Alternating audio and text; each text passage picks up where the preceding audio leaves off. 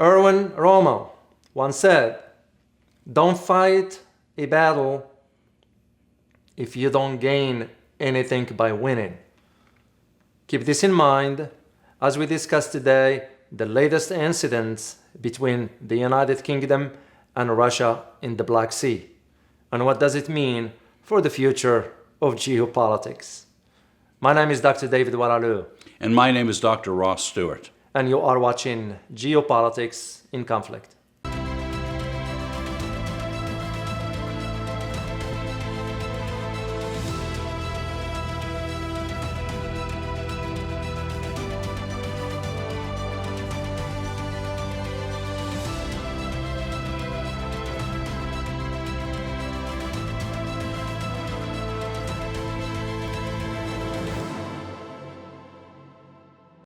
As is our custom, we would like to thank the viewers who are sending most remarkable kind of comments, giving us feedback, giving us information, and wishing us well. Yeah. Thank you so much. Well, indeed, Ross. As a matter of fact, just this morning, I had to just verify some information for our show today, and I noticed the response to the latest video we just released. And it was just so wonderful to read those comments, very respectful, very with substance, and, yes. And I'm learning from it. A lot of our viewers are sharing this info. As a matter of fact, one of them was hilarious, and I liked it so much. It has to do with the chicken and the monkey.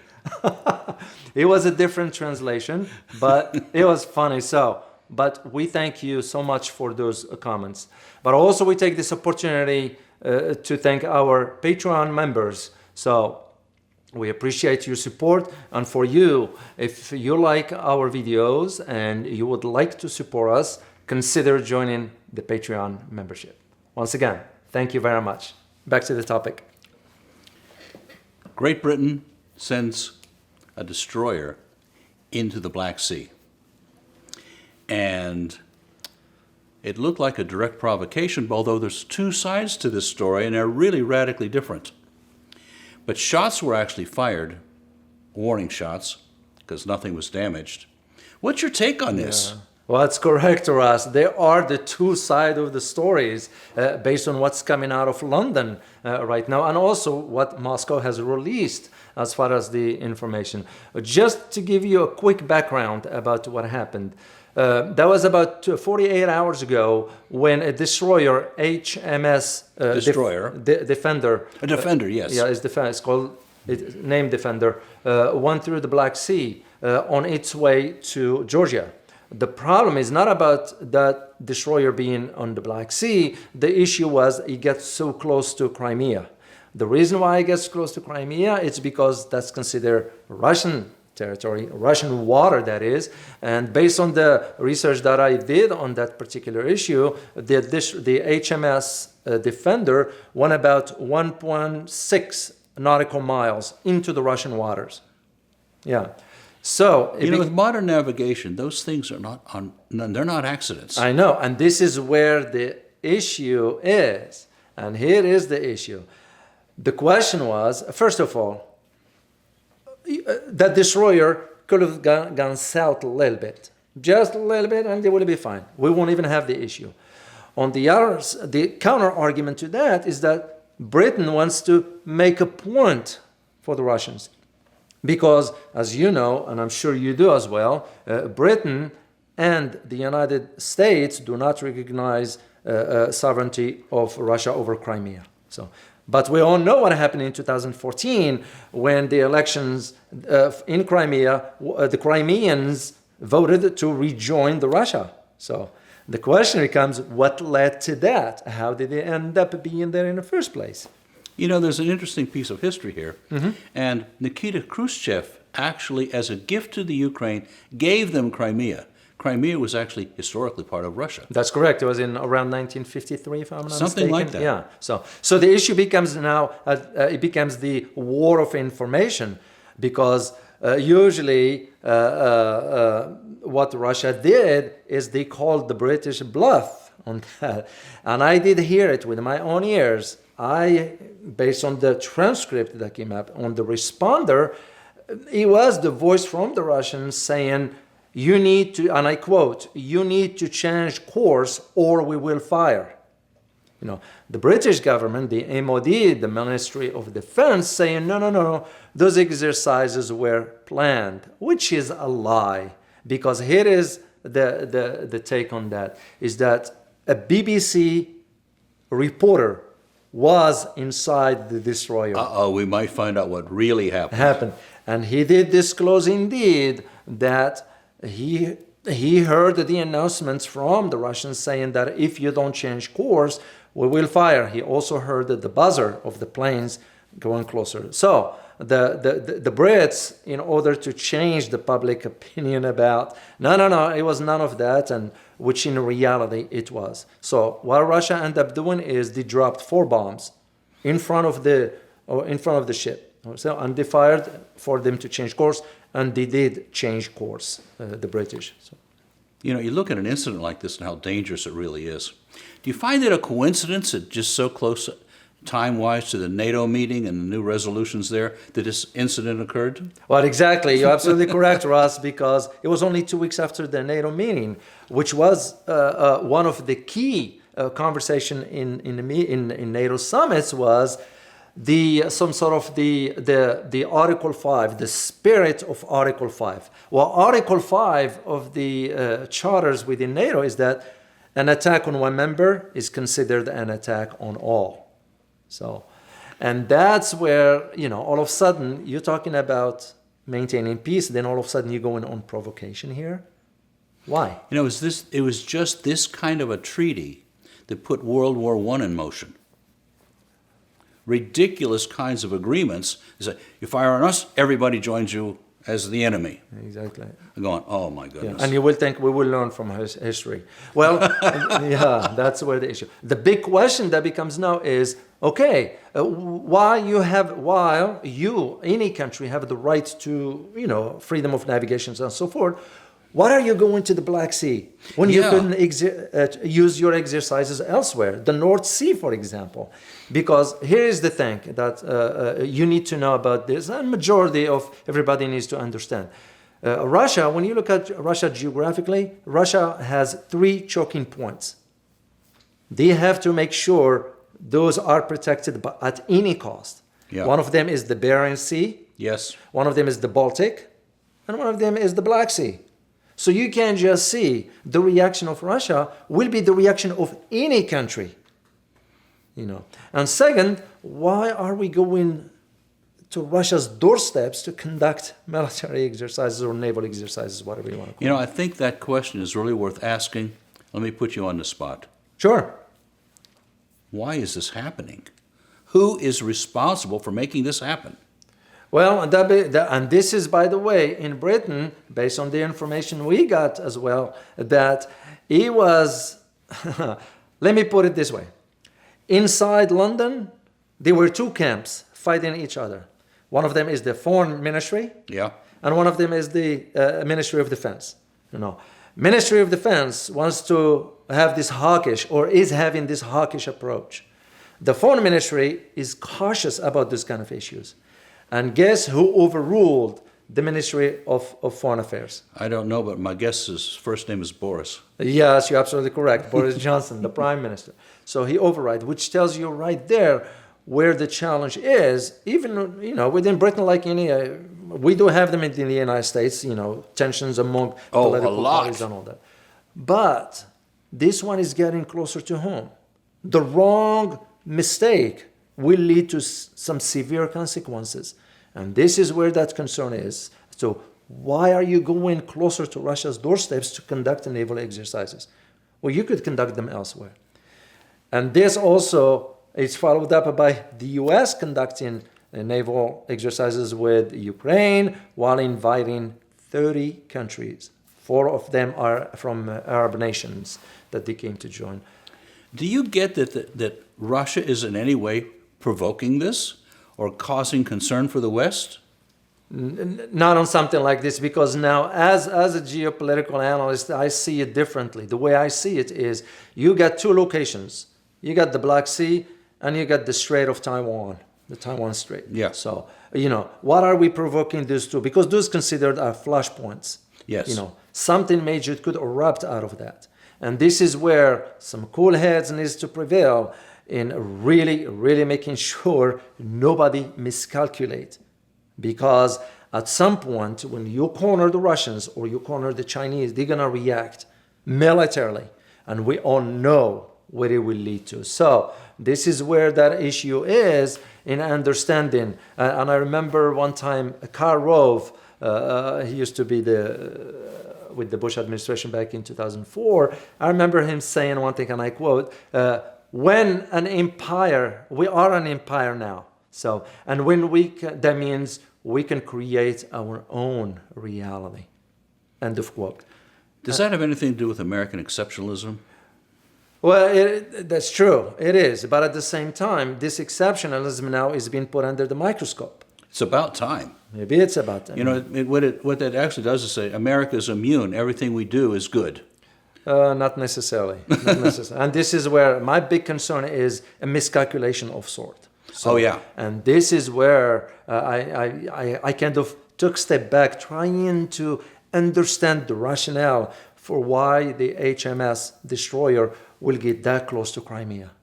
When it could just a few nautical miles down south, will have passed with no issue whatsoever. Because what Russia did, and we're not defending Russia here, at all. We're reporting what we're seeing. Exactly. Well, because Russia would have not be able to say or do anything if the destroyer was going through the international water. Well, that's the argument the UK is making. But also because they don't recognize Crimea as part of Russia.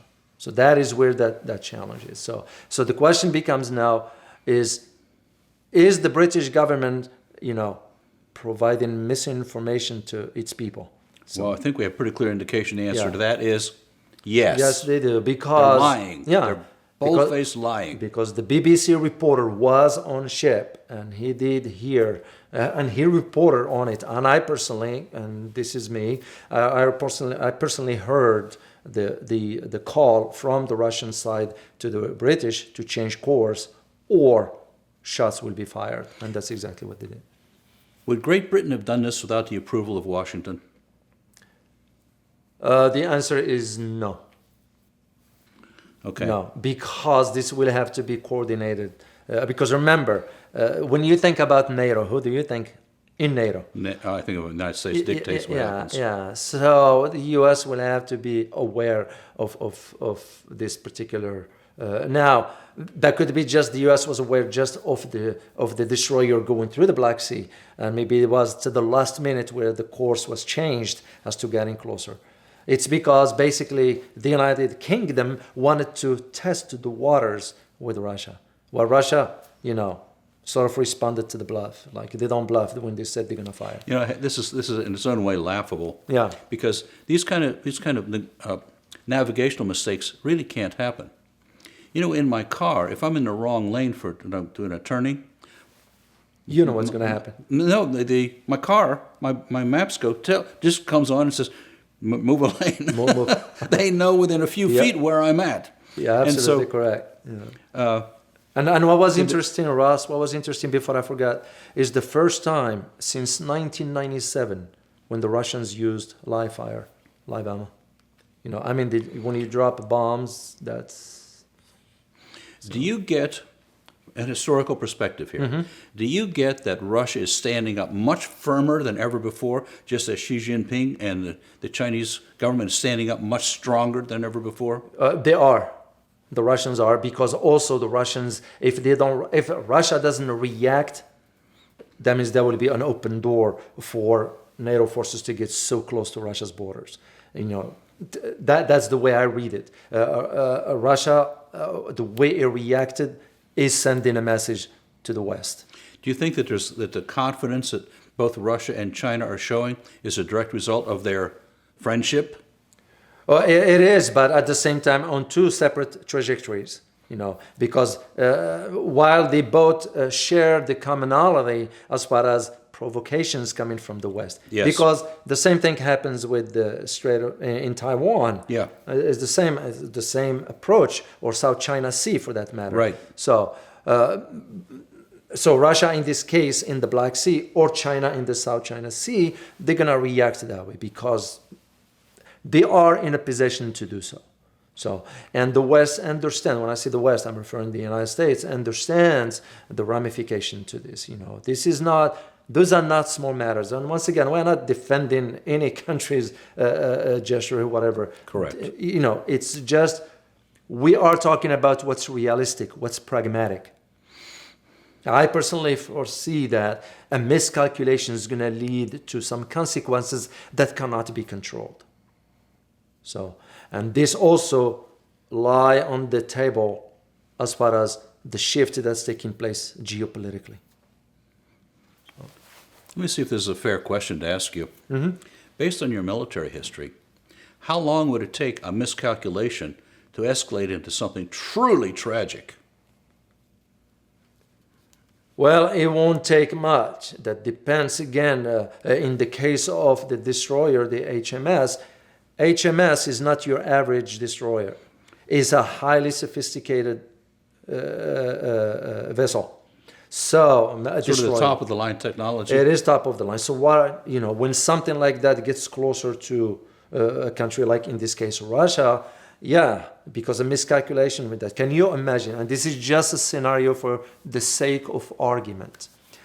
Let's say that the bombers, the Russian bombers, were ordered to drop the bomb, and they were ordered to drop the bomb. But to drop the bomb in front of the destroyer. Right. But somebody made a mistake and dropped it on the destroyer.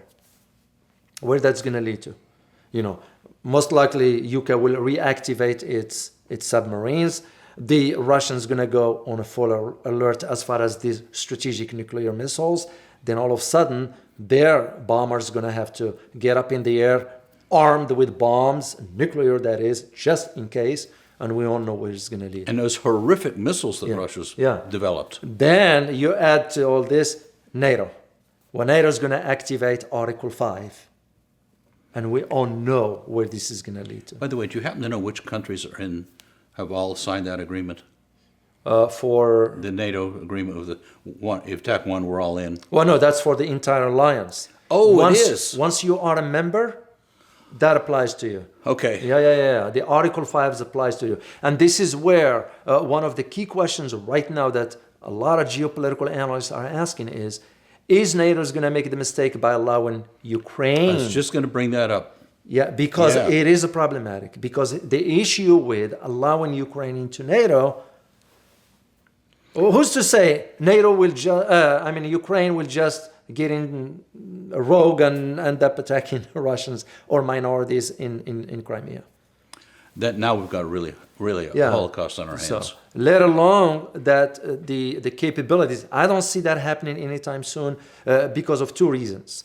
One of them has to do with Ukraine capabilities are not there as far as the standard for NATO. Yeah. And second, because Russia has made it a red line. Allowing Ukraine into NATO, it's a red line for Russia. So, what do you know about some military maneuvers off somewhere in the area of Hawaii? Oh, you're talking about the Russia conducting their military naval exercise.